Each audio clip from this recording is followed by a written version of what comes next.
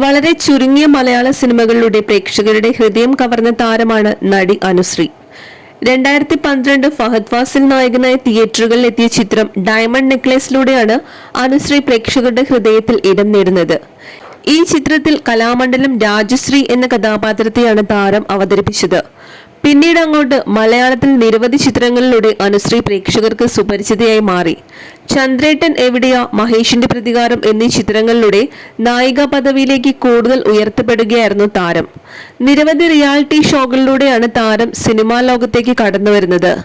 ഷൈൻ ടോം ചാക്കോയുടെ നായികയായി ഇതിഹാസ എന്ന ചിത്രത്തിൽ അനുശ്രീ എത്തിയപ്പോൾ ആ വേഷം വളരെയധികം ശ്രദ്ധിക്കപ്പെട്ടിരുന്നു.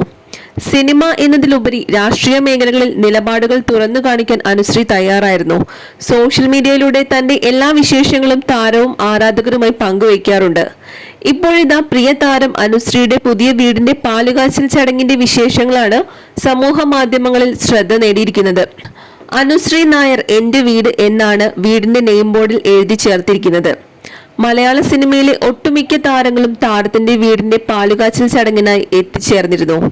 കഴിഞ്ഞ ദിവസം വിവാഹിതരായ സ്വാസികയും പ്രേം ജേക്കബും വിവാഹത്തിൽ മുഖ്യ അതിഥികളായി എത്തിയിരുന്നു.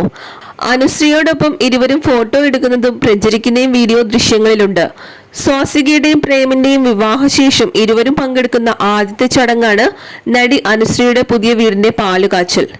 ഇവരെ കൂടാതെ ദിലീപ്, സുരഭി ലക്ഷ്മി, ഉണ്ണി മുകുന്ദൻ, അപർണ ബാലമുരളി, സംവിധായകൻ ലാൽ ജോസ്, വിഷ്ണു, ഉണ്ണിക്കുട്ടൻ, അനു സിതാര, നമിത പ്രമോദ് തുടങ്ങി നിരവധി താരങ്ങളും ഈ ചടങ്ങിൽ എത്തിയിരുന്നു.